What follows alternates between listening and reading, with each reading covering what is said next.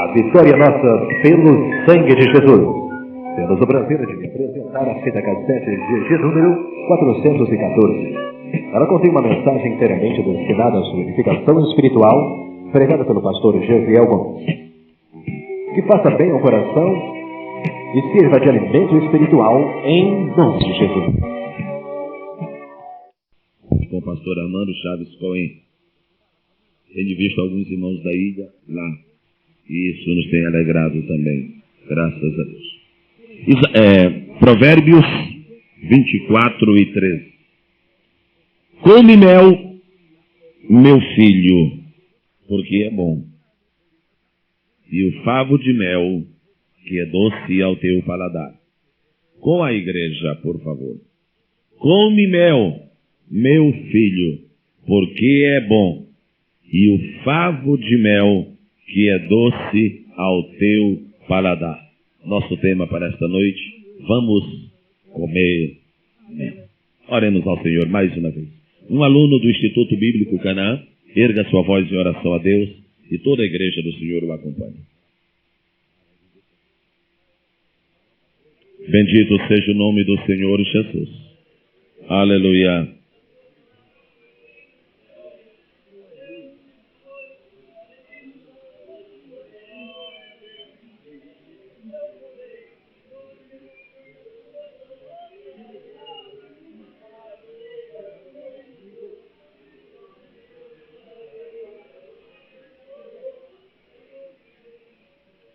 Amém. Podem sentar-se no nome do Senhor.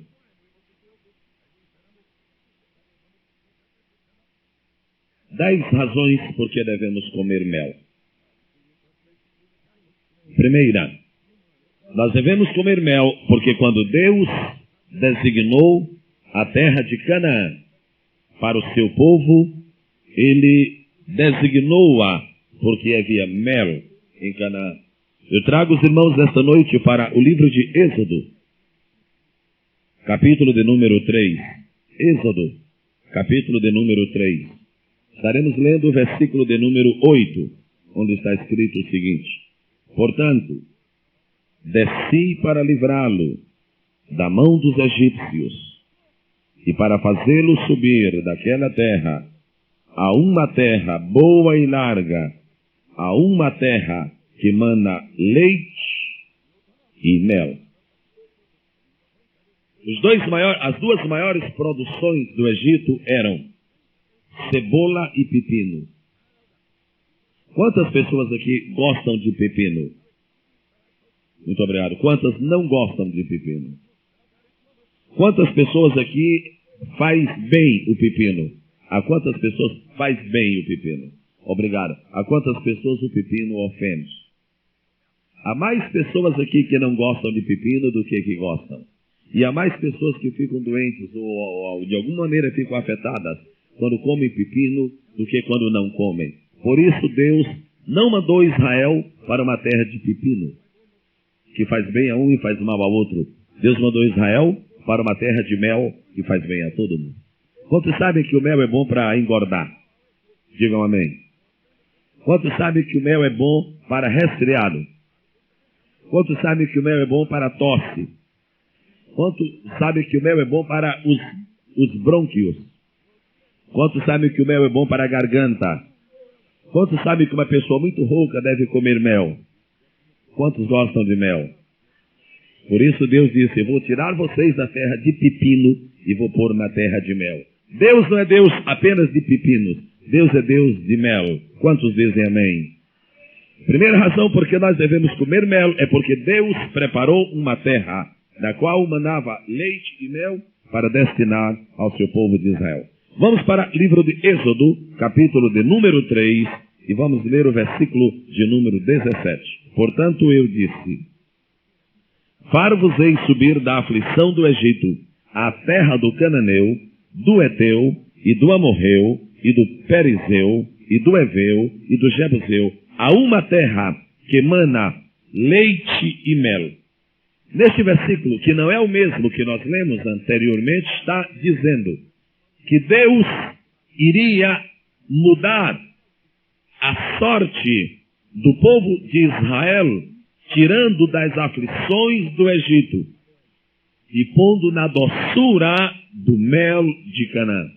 Então, o que a Bíblia está ensinando para nós, neste primeiro ponto, é que mel nos ajuda a esquecer as aflições, inclusive aflições de qualquer luxo. Mel nos ajuda a esquecer as aflições.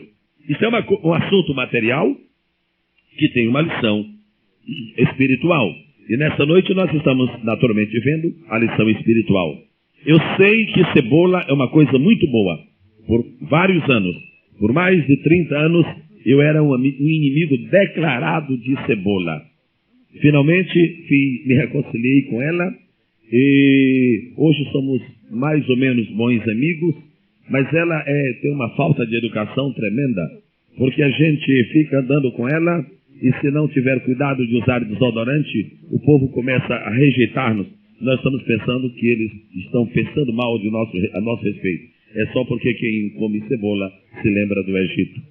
Então, havia muita cebola no Egito, e cebola é bom, e cebola faz bem, mas a cebola não é bela, a cebola não é agradável, ao passo que o mel é sempre bom e é sempre agradável.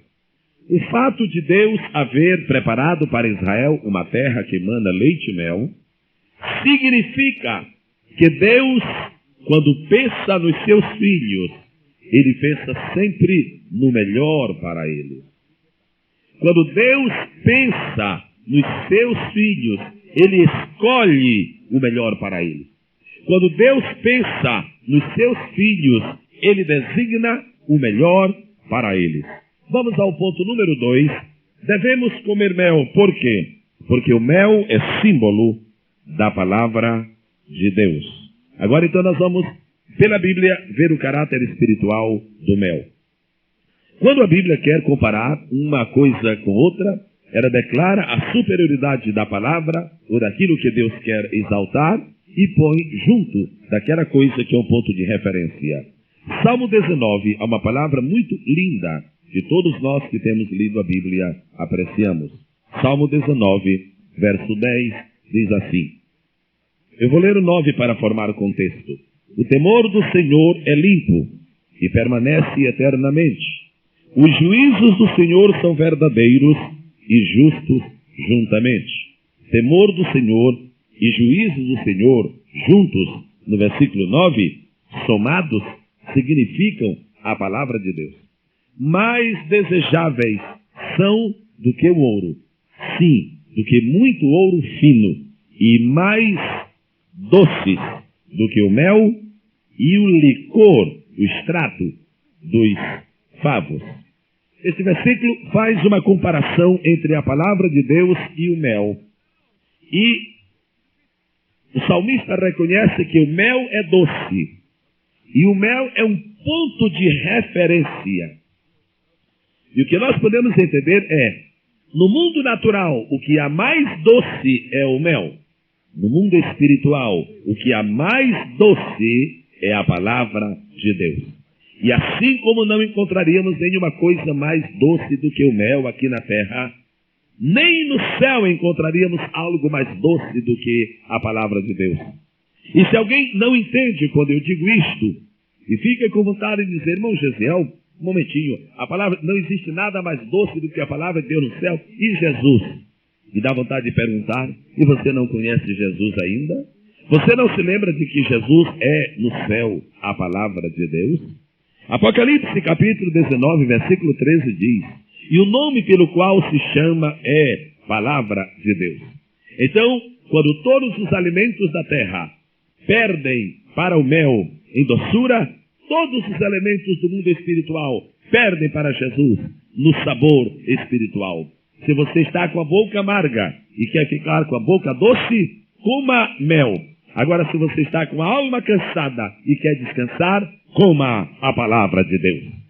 Se você está triste e desanimado fisicamente, se você é uma pessoa muito cansada, coma mel. E se quiser comê-lo com farinha, você pode comer, não há nenhum problema. Se você quiser comê-lo com leite, você pode fazer. Se você puser num copo um pouco de mel e um pouco de leite e tomar, se prepare, porque o sono vai demorar a chegar. Você pode levar pela noite adentro, que você vai ter muita disposição. No mundo espiritual, se você está começando a desanimar, começando a perder a sua fé e o seu entusiasmo pelas coisas de Deus, o mel da palavra está à sua espera. O mel da palavra vai trazer uma renovação interior para a sua vida. Os melhores crentes da igreja não são aqueles que dão mais dízimo, porque não existe crente que dá mais dízimo e nem crente que dá menos dízimo. Todo crente que é dizimista é igual a outro.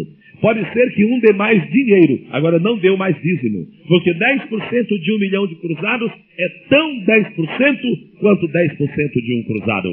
O dizimista que traz apenas um cruzado, mas é o dízimo, ele está sendo tão fiel quanto o dizimista que trouxe 300 mil cruzados, porque também é o dízimo. Agora, a palavra de Deus, ela traz doçura para o nosso coração. A palavra de Deus renova as nossas energias. Se você começa a sentir-se cansado, você vai subir uma escada e não sobe mais como antigamente, de 2 em 2 degraus. Você sobe 2 e para. Faz uma pausa e depois vai outra vez. Você está ficando debilitado. Coma um pouquinho de mel. Não come esse melado que é no veneno por aí pela feira, não.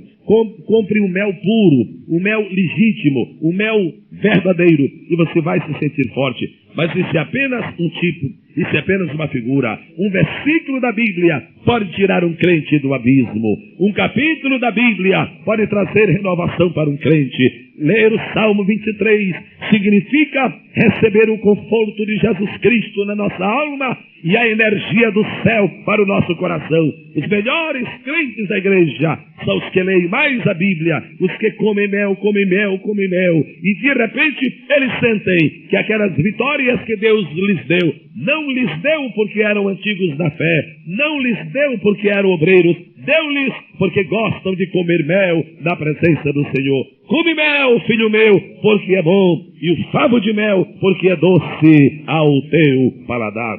Vamos ver agora Salmo 119, versículo de número 103. Salmo 119, verso 103. Ó, quão doces são as tuas palavras ao meu paladar, mais doces do que o mel à minha boca. Se alguma irmã estiver fazendo o regime, naturalmente ela vai aceitar essa mensagem só do ponto de vista espiritual. Ela não vai aceitar no ponto de vista natural, porque ela vai ficar com medo tremendo de engordar por causa do mel. Mas eu estou falando do mel espiritual. É um perigo ficar anêmico espiritualmente. Os irmãos já viram a pessoa anêmica? A gente olha, está com os olhos assim pálidos, está sem sangue, está desanimado. Irmãos, vamos cantar um corinho e levantar a mão. O anêmico faz assim, levanta, aí já está baixando. Vamos levantar as mãos, ele levanta, já está baixando. Isso é anemia. Espiritualmente é a mesma coisa. Vamos orar, vamos para a vigília. Ah, irmão, eu estou tão cansado. Anemia espiritual. Senhor, quem pode tirar a minha anemia? Come mel, filho meu. Come mel, filho meu. Leia a palavra de Deus, porque Ele vai tirar a tua anemia e restaurar a tua força e dar-te outra vez aquela disposição para o trabalho. Há pessoas que não gostam de trabalhar. Há pessoas que a coisa mais difícil que tem é levantarem-se da cama.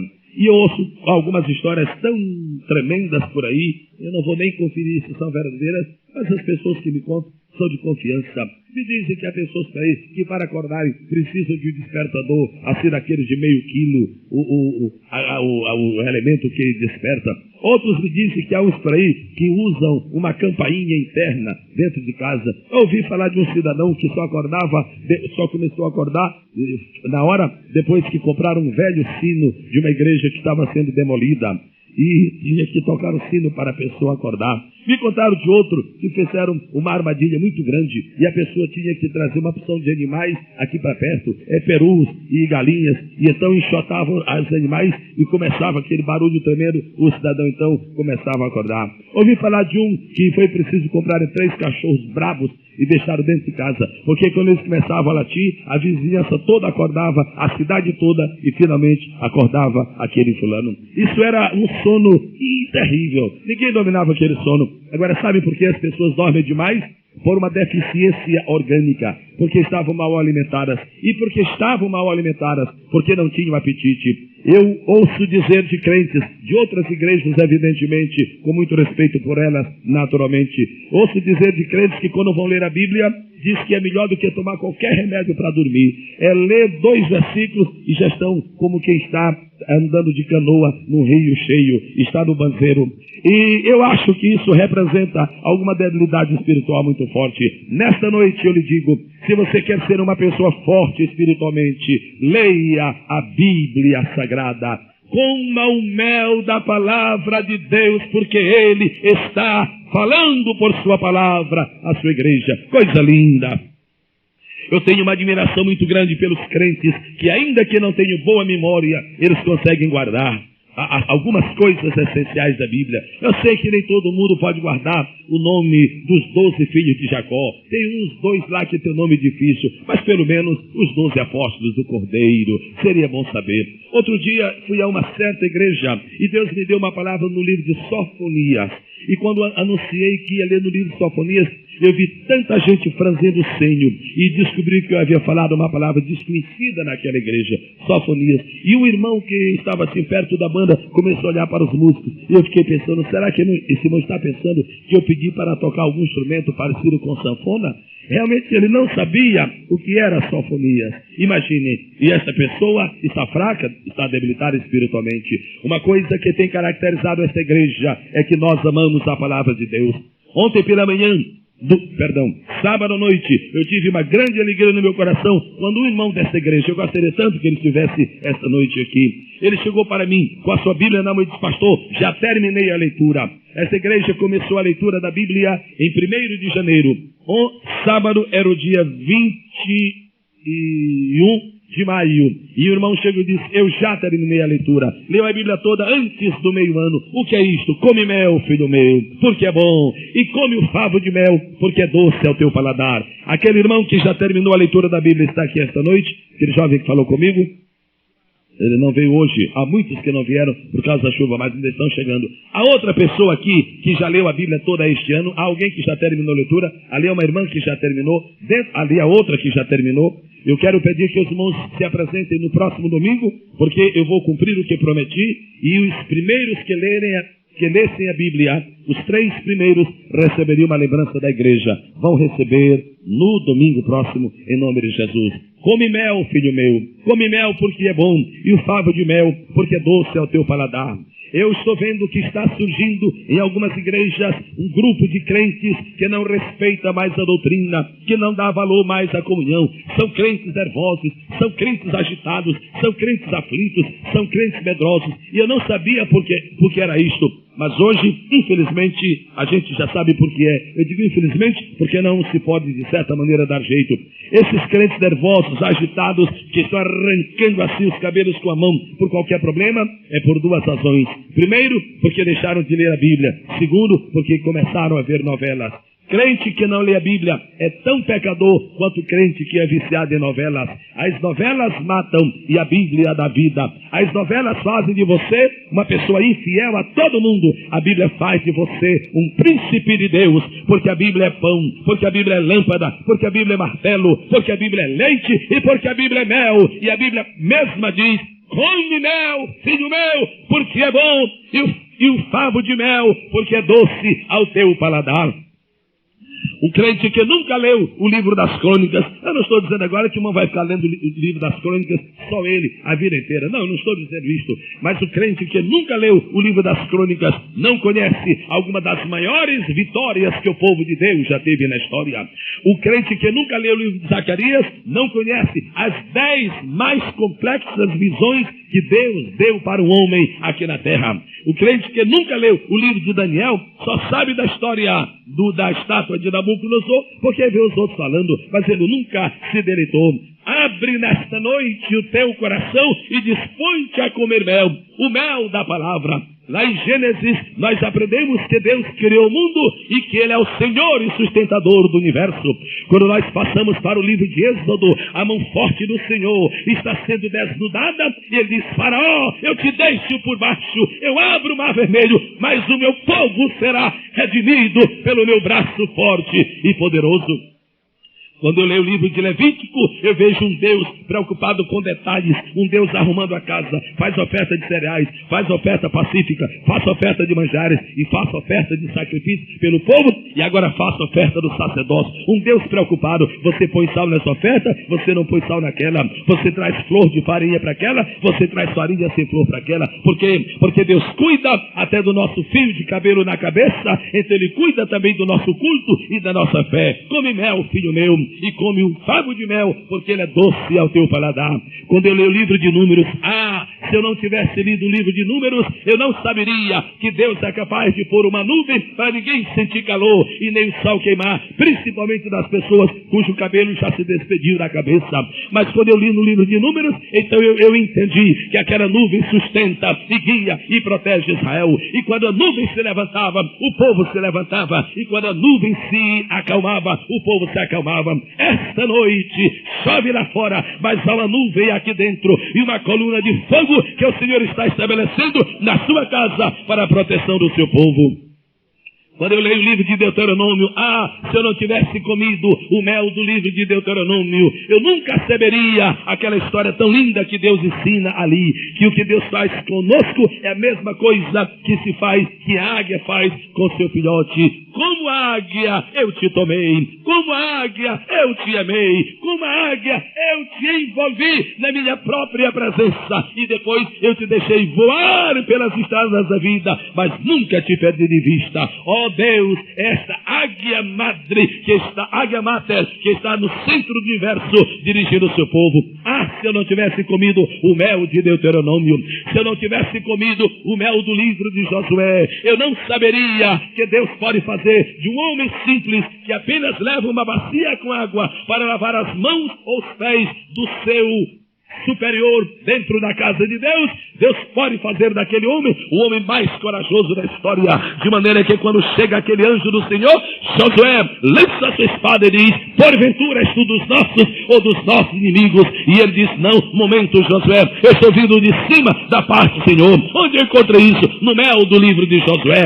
Se eu não tivesse comido o mel do livro de Juízes, eu não poderia entender como é que Deus pode fazer com que um homem canhoto de repente receba o poder de Deus, enquanto os outros estavam olhando para a mão direita, ele já estava matando o rei com a mão esquerda. Deus dos canhotos, Deus das coisas impossíveis, Deus das coisas maravilhosas.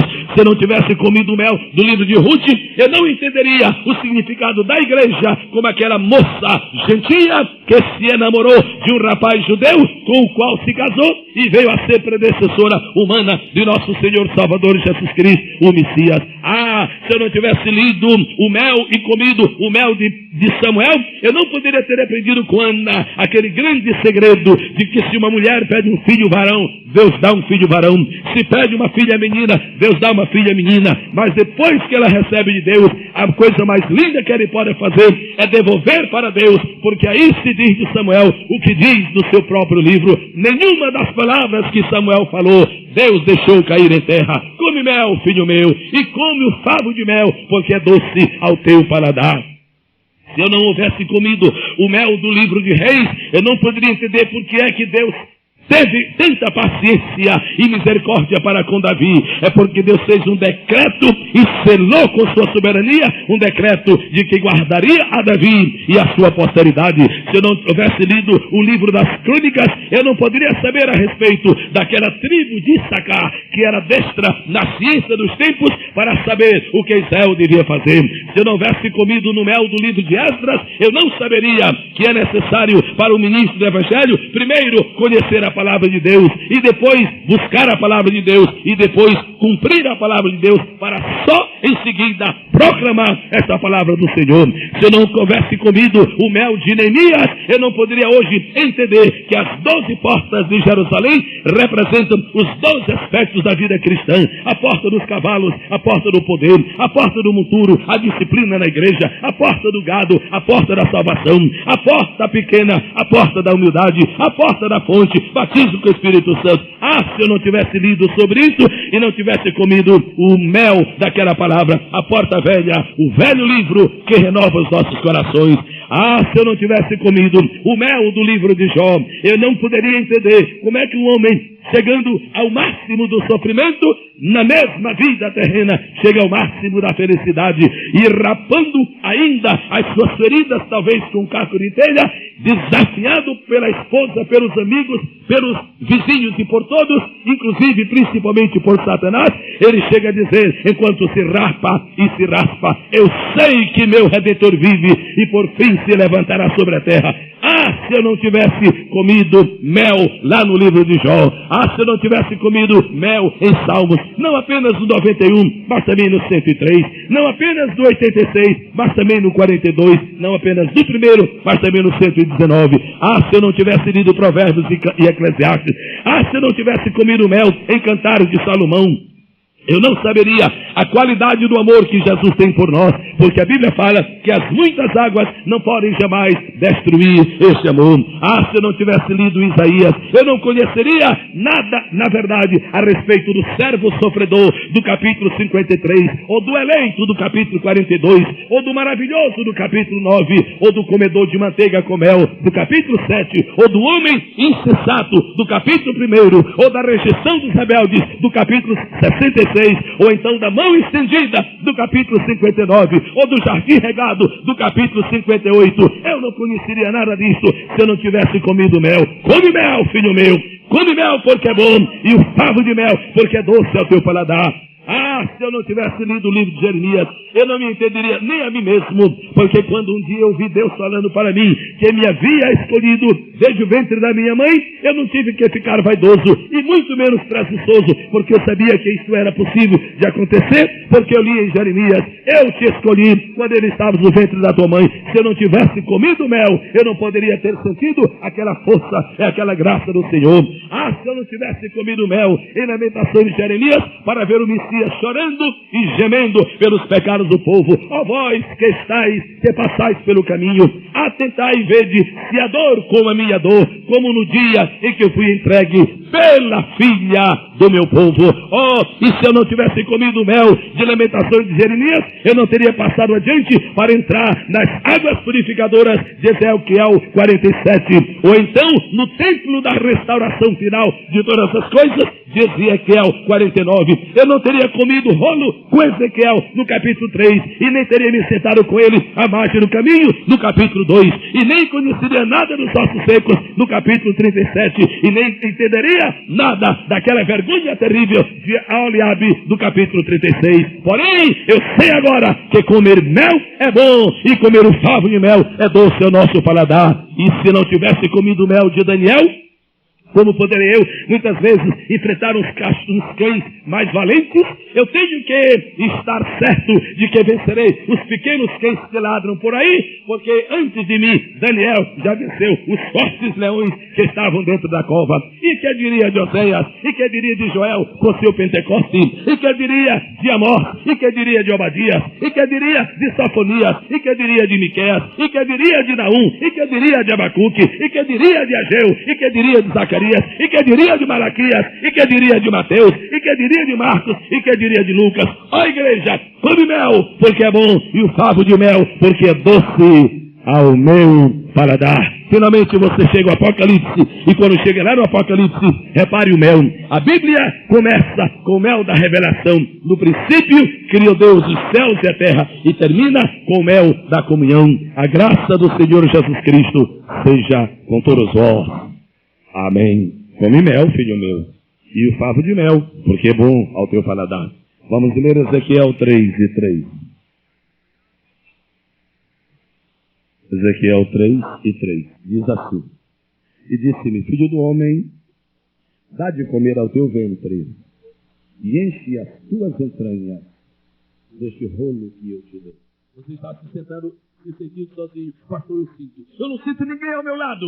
Eu não sinto ninguém. Pastor, não sei. Para mim eu estou começando a descer para a morte. Coma o mel do Salmo 23. Ainda que eu ande no vale da sombra da morte, tu estás comigo. A tua vara e o teu cajado me consolam. Come mel, filho meu, porque é bom, e o favo de mel, porque é doce ao teu paladar. Mas pastor, eu fiz uma bobagem e eu não sei se ele ainda está comigo. É verdade que eu pedi perdão, mas eu não sei, a minha boca está tão amarga. Come mel, filho meu, come o mel da promessa do profeta Isaías. Dos teus pecados não me lembrarei mais. Desfaço as tuas transgressões como a névoa. Todo mundo esta noite sentindo a boca doce. Todo mundo esta noite sentindo alegria na sua alma. Nenhuma aflição entre nós. Nenhuma aflição entre nós. Senhor, eu recebo a tua autoridade e mando para fora deste salão todo espírito de tristeza, todo espírito de inquietação, todo espírito de perturbação, todo espírito, Senhor, de solidão. Mando para fora e cada pessoa receba agora o mel do Senhor. O mel. O mel. Diz, pastor, e você me diz, pastor, tudo bem, só que o meu caso é especial, pastor. Meu caso é especial, o teu caso é especial, então vou te dar um mel muito especial. Pega esse mel lá de Josué capítulo 1, pega essa tigela de mel. Como fui com Moisés, assim serei contigo. Como fui com Moisés, assim serei contigo. Você diz, pastor, mas eu andei lendo por aí um livro, pastor, de um avivamento que Deus mandou no século passado. Oh, pastor, é tão lindo olhar para trás. Não, come o mel de Lucas. Lembrai-vos da mulher de Ló, para não olhar mais para trás, e agora come aquele outro de Hebreus 13. Jesus Cristo é o mesmo ontem, hoje e eternamente. Aleluia. Pastor, e se acontecer que Deus me deixe nessa provação, o que é que eu vou fazer? Eu tenho 2 pires de mel. Primeiro come um e depois come outro. O primeiro que eu te dou é esse. Não sobrevirá a vós nenhuma tentação, além do que podeis suportar. E você diz, não, pastor, mas a minha não acaba. Então pega aquele outro mel que diz assim, ainda que ele me mate, nele esperarei.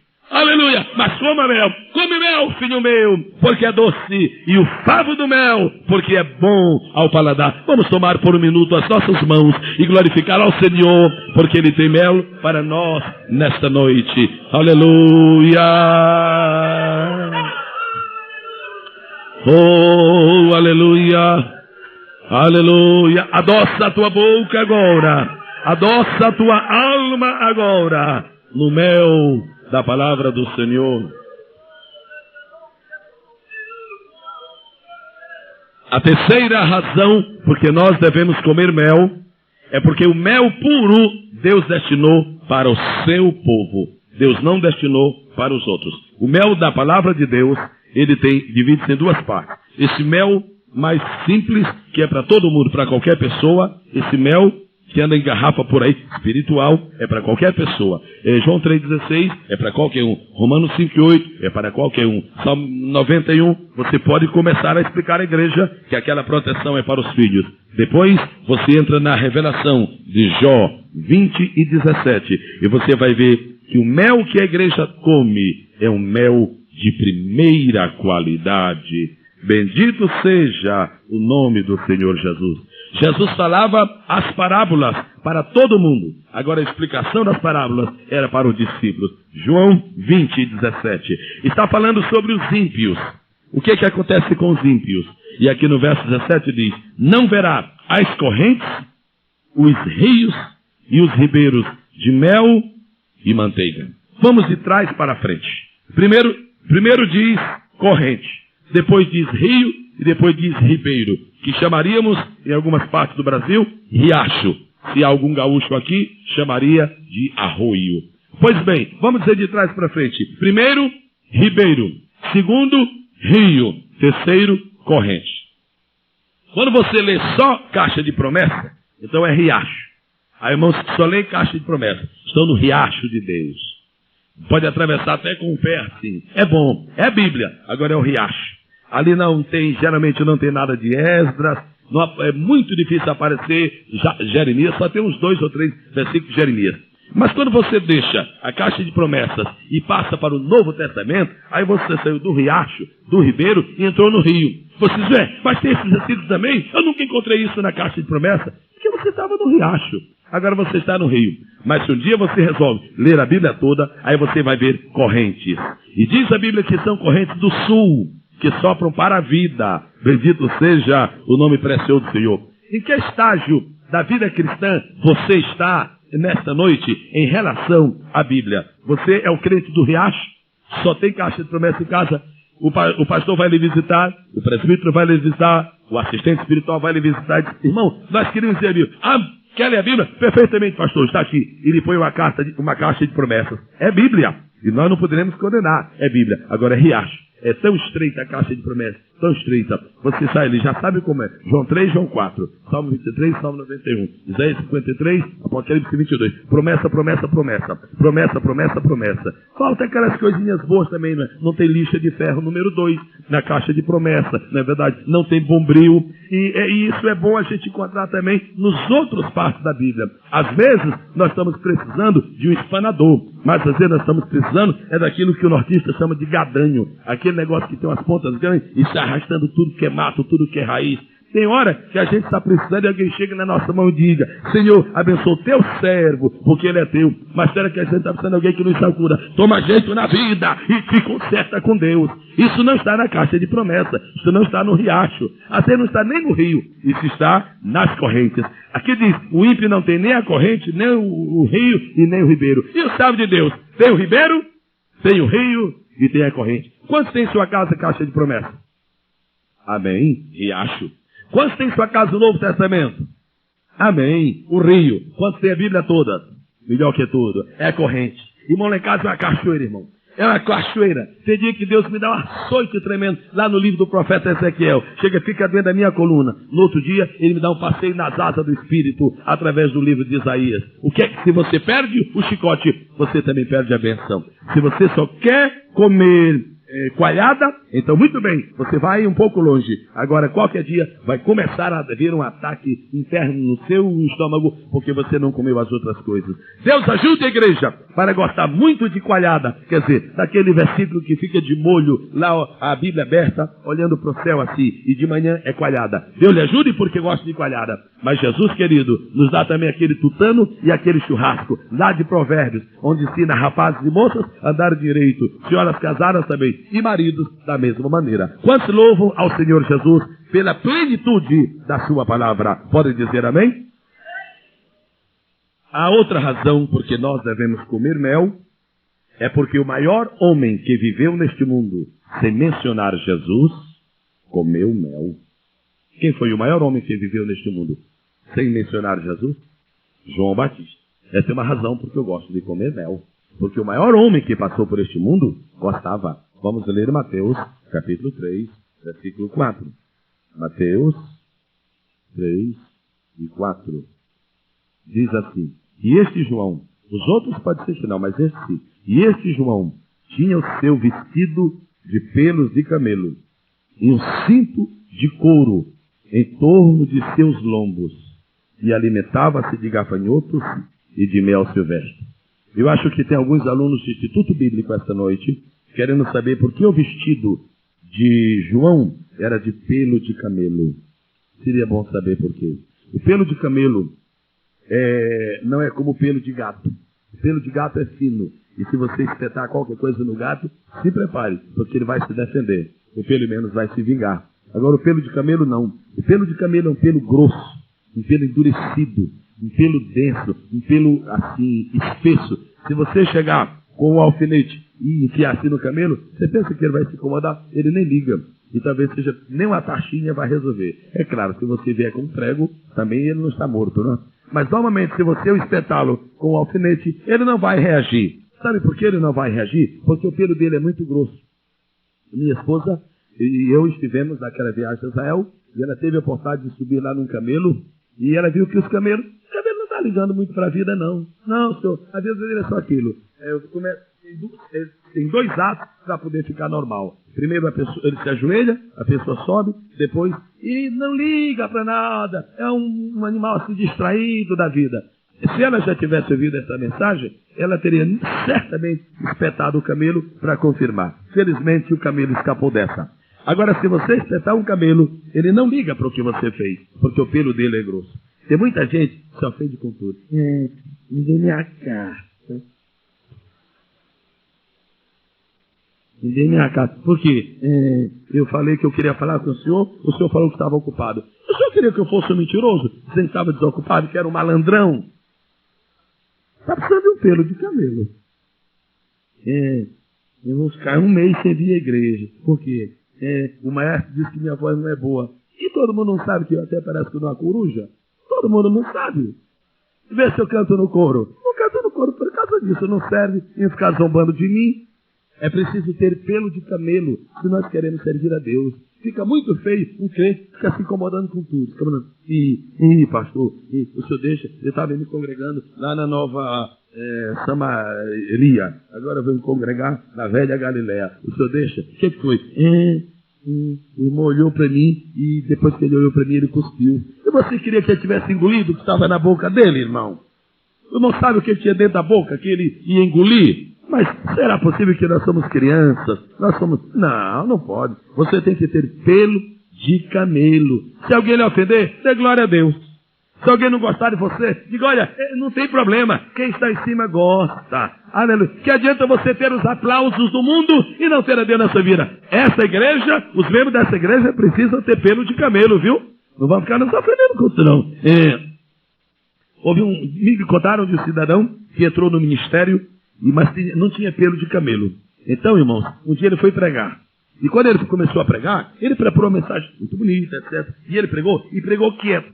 Ficou quietinho no seu lugar e pregou o tempo todo. E uma pessoa disse, gostou da mensagem? Gostei. Agora, só tem uma coisa. Ele parece que ele é imóvel, porque ele é doente, né? E não se move nem para lá e nem para cá. Aí o irmão disse, eu vou deixar essa igreja. Vou deixar essa igreja porque eu não gosto quando eu pregue parado. Mas não, irmão, não faz isso não. Veja se Deus te abençoa. Muda um pouquinho de tática. Quando foi no outro dia, ele saiu correndo para lá e para cá. E derribou cadeira. E saiu do lugar ao pedestal. Aí eu disse, eu não sei se eu estava realmente assistindo. Era uma pregação ou uma reprise de jogo de futebol. Porque eu corria tanto no púlpito, só faltou uma bola para completar. Aí um pecador dizer gol. Então, se você não tem uma certeza do que você quiser na vida, todo mundo vai lhe criticar. Há sempre uma coisa, irmãos, que nos critica. Por exemplo, deixa eu ilustrar. Suponhamos que um pastor não compre roupa para sua esposa. Ela só tem 2. Aí o que acontece? Alguém vai dizer, viu? Miserável. A gente dá o dízimo e ele tem o salário dele e olha, é um avarento. Repara a esposa, só tem essa roupa. Mas que coisa. Aí o pastor se ofende, vou mudar de igreja. E sai, vai embora, vai para outro. Quando chega lá, diz, agora vai ser o contrário. Viu, minha velha? É uma roupa todo culto. Aí quando chega o mês, glória a Deus. Glória a Deus. Quer dizer que o dinheiro da igreja, não é? O dinheiro sagrado, não é? Do Senhor Jesus. Para embelezar a madame, não é? Aí o que ele vai fazer? Ele vai mudar de igreja. Você não vai perder a igreja. Claro que vai perder. Agora, ele diz, eu tenho que me orientar. Aí se orienta. Aí o que ele faz? Ele fica aqui no púlpito sério. Tem o lado dos irmãos e o lado das irmãs. Ele fica assim. Quando ele fica assim, o que vai acontecer? Ninguém vai citar porque até pensa que ele só tem um olho. Quer dizer, só enxerga no olho. Porque ele fica só olhando lá. Não, isso é para ser o ascético e não falar com as irmãs para ele não ser mal visto. Não é verdade? Aí o que acontece? O povo vai reagir porque ele não dá atenção às irmãs. E as senhoras da igreja também precisam de atenção. Aí diz, mas meu Deus, perdi. Deus me dá outro pastorado. Sai dele, vai para outro. Aí continua, agora eu vou mudar. Faz o senhor, irmão, faz o senhor. Aí diz, olha, cuidado. Cara de namorador. Olho vivo. Esse chegou aí. Então, meus irmãos, a gente não pode viver baseado na maré. A gente tem que viver baseado na direção do Espírito Santo. Você é um aluno do Instituto Bíblico. Você sabe que isso pode ser verdade. Se você passa 3 dias sem ler a Bíblia, rapaz, está desviado. Desviado por quê? Eu não vejo mais você lendo a Bíblia. Se você ficar 2 horas lendo a Bíblia, tem fanático no nosso meio. Pastor, como vai? Natural que aconteça isso. Então, irmãos, a gente não pode ter pele de gato e nem de coelho. A gente tem que ter vestido de pelo de camelo. Quantos já falaram contra nós? Não já? Eu não sei onde estão os que falaram de nós. Eu sei onde nós estamos, na presença do Senhor. Seja uma pessoa forte. Seja uma pessoa forte. Seja uma pessoa equilibrada. Não ande baseado na sombra do vento. Ande baseado ou baseada na autoridade do Senhor. Deus é quem me dirige.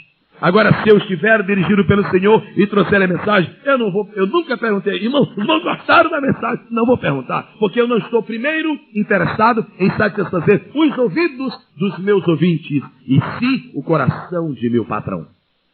Porque eu sei que ele não erra. Se eu der a palavra que ele me der, ela fará bem ao povo. Mas já pensaram? A última vez que eu ouvi falar sobre isto, e já contei isso uma vez aos irmãos, foi de um homem nos Estados Unidos, da família Rockefeller. que sentia um dia desejo de assistir um culto, porque estava muito cansado. Ele não era um cristão professo, ele estava muito cansado, muito exausto, à beira do estresse, e foi deleitar-se lá na casa de Deus. E quando o pastor estava lá no púlpito, que viu o Mr. Rockefeller entrar, e sabia que o hobby dele era botânica. Então ele, de repente, preparou uma mensagem nova. Eu sou a videira verdadeira e meu pai é o lavrador. E falou sobre a videira, sobre botânica, o cuidado com a videira, quanto tempo a videira leva para produzir, como é que a videira faz, como é que a videira não faz. No meio da mensagem, Rockefeller levantou-se e foi embora. Aí foi um desastre para o pregador. Não podia continuar a mensagem, porque a mensagem era para o Rockefeller. Rockefeller saiu. Não podia mudar, porque já estava no meio da mensagem. E foi um trauma tremendo. Aquele dia foi um escangalho total. Quando chegou em casa, eles eram mais ou menos amigos. Ele disse, eu vou passar mais uma vergonha, mas eu vou telefonar. Mr. Rockefeller, passou mal alguma coisa? Eu senti muito, o senhor entrou e saiu. Disse, meu caro reverendo, eu posso lhe falar a verdade? Fale, porque nós somos amigos. É o seguinte, o senhor sabe que eu sou especialista em botânica. Perfeitamente, eu sei. Pois olha, é por isso que eu fui à igreja. Porque se eu quisesse saber mais de botânica, eu teria ido à academia, ou então à biblioteca. Eu fui lá, foi para ouvir a voz de Deus, e me lamentei que eu não ouvi. O pastor depois escreveu, foi a maior vergonha que eu já passei na minha vida. E disse, só que foi a última. De hoje em diante, eu prego é o que Deus me mandar.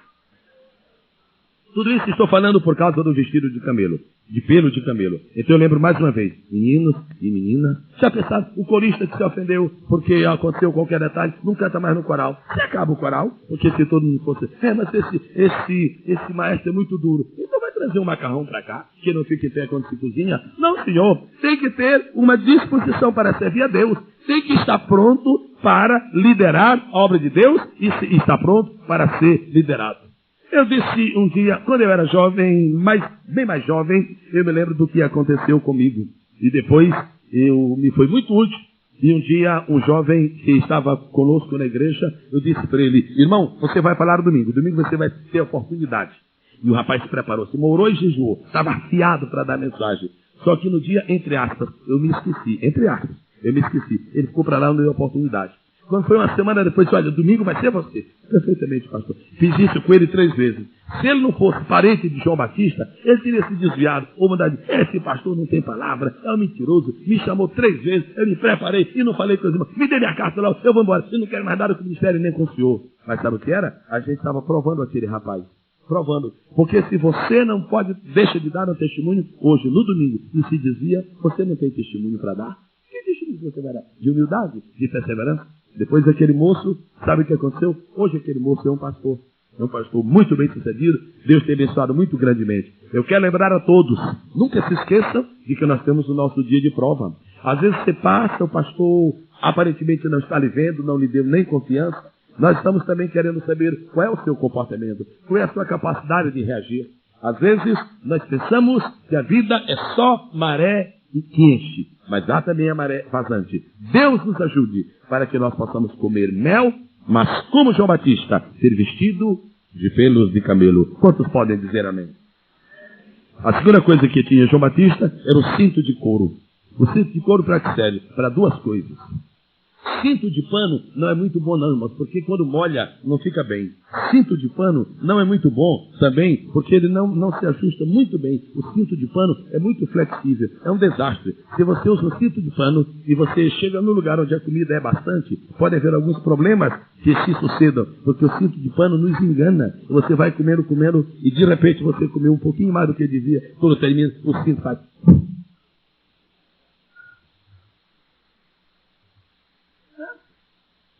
Então, João Batista não tinha cinto de pano, e nem de capim, e nem de cipó. Ele tinha cinto de couro. Sabe por quê? O cinto de couro nos cinge, o cinto de couro nos amarra, o cinto de couro nos disciplina. Se você vai para uma mesa com cinto de couro já prontinho, você não tem jeito de comer mais do que deve, porque o couro diz, chega! Chega! O pano não diz chega. Você vai pondo, e depois, o fulano saiu para onde? Não sei, se você é drogaria fazendo não sei o quê. Então, ele tinha o cinto de couro. Primeiro, o cinto de couro era para ele. Agora, escute uma coisa que precisamos sempre ver na Bíblia. Por isso que eu gosto da Bíblia. O cinto de couro é porque se aparecer por aí um bode perto, então você tira o cinto de couro e atua no bode. O cinto de couro não é só para disciplinar a sua vida, é para, se aparecer algum desordenado, também você ensinar. Nós aqui nesta igreja queremos ser bem claros. O mais miserável pecador que chegar aqui vai ter a atenção da igreja, as orações e cuidado. Agora, se chegar algum charlatão querendo nos enganar, nós temos cinto de couro para ele. Amém ou não amém? Cinto de couro, porque não se explora a igreja e nem se faz dela uma casa de espetáculo. Quantos podem dizer amém?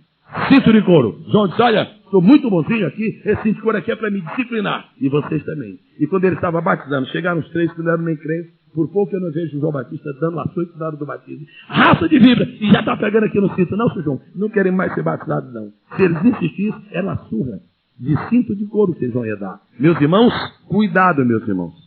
Tenham em suas mãos o instrumento da sua disciplina, mas andem com cinto de couro.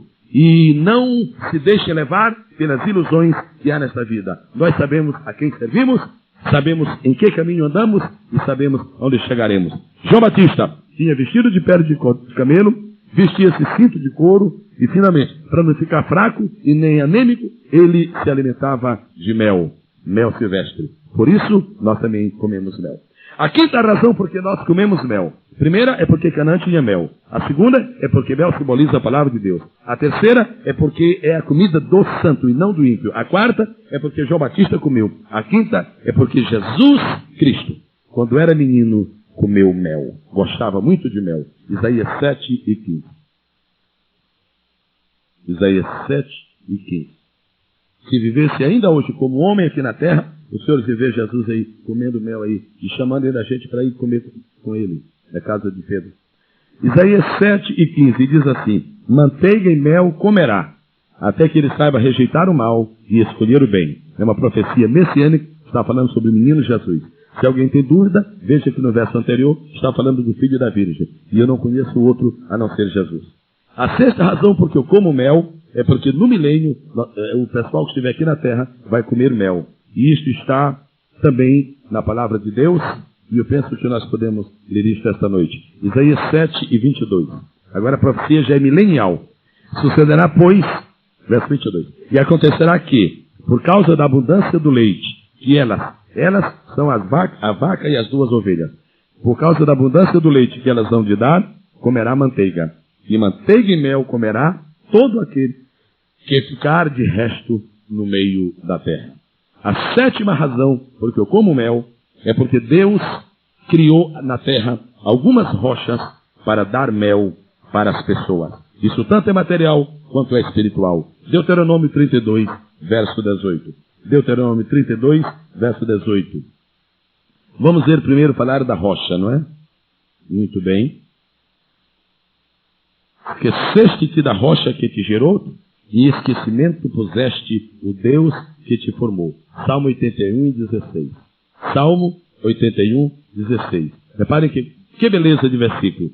E eu o sustentaria com trigo mais fino, e o saciaria com mel saído da rocha. Mel da rocha. Alguns irmãos gostariam de saber esta noite que mel é que nós estamos falando hoje, que sustenta o crente. E qual é o mel aqui na terra que simboliza a palavra de Deus?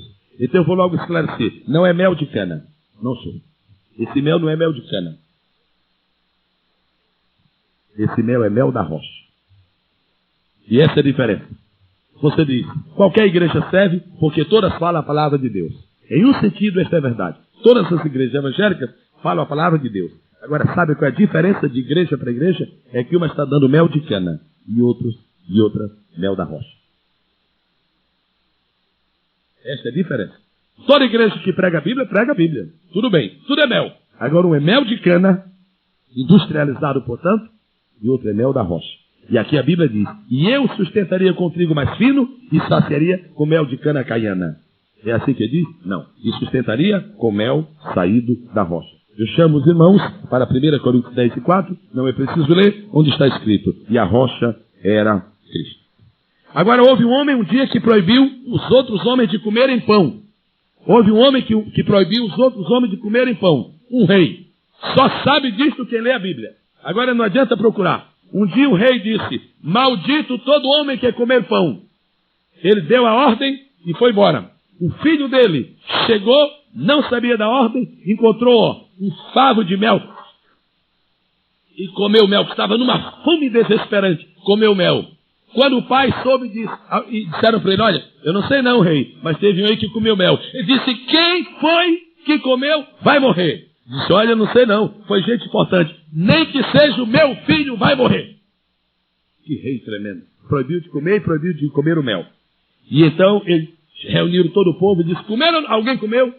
Comeu, senhor. Então vamos tirar agora, vamos fazer aqui o sorteio para ver quem foi que comeu. Sortearam a tribo, deu a tribo da casa dele. E foi gente da minha família.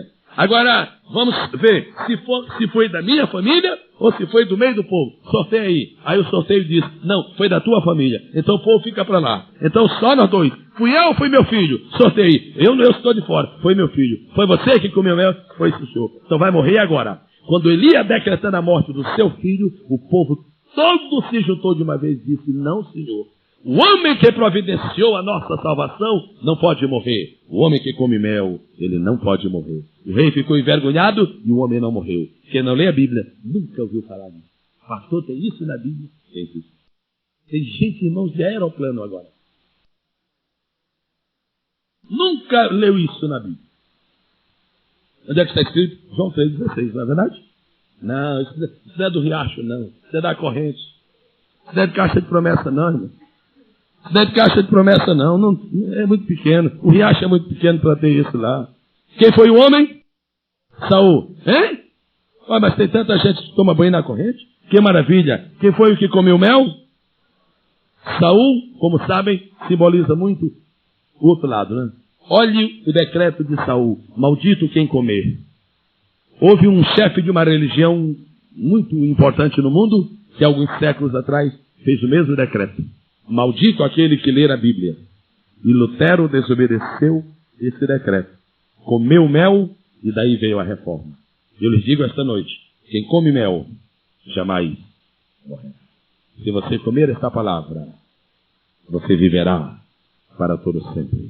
Quantos glorificam o Senhor por isso? Vou contar outra história que só sabe quem come mel. Um homem saiu de casa e apareceu um leão no meio do caminho. Ele olhou assim para o leão e disse, ou eu morro ou ele morre. E como eu não quero morrer agora, que ele morra. E pá! E entrou em luta com o leão morreu. E ficou para lá, até a beira da estrada. E ele foi embora. Mas 2 semanas depois ele voltou. No lugar em que o leão havia sido ferido, o leão estava morto ali na caveira do leão, as abelhas chegaram e aproveitaram ali. E então dali surgiu uma fonte de mel. E quando ele voltou um dia e passou ali e viu aquelas abelhas e aquele mel, ele chegou com todo o cuidado e pôs as mãos dele ali, encheu a mão de mel. Olha, irmão, literalmente falando, a palavra que eu tenho na língua portuguesa é, o homem se lambuzou. E ele fez assim, ó. E comeu mel, e comeu mel, e comeu, ó. E encheu a mão de mel. Quando estava cheio a mão de mel, aí ele se lembrou do pai dele. Ai, meu pai. Aí, e levou para o pai e para a mãe. Disse, meu pai e minha mãe, delícia, repara aqui que mel gostoso. E levou para o seu pai e para a sua mãe. E diz a Bíblia,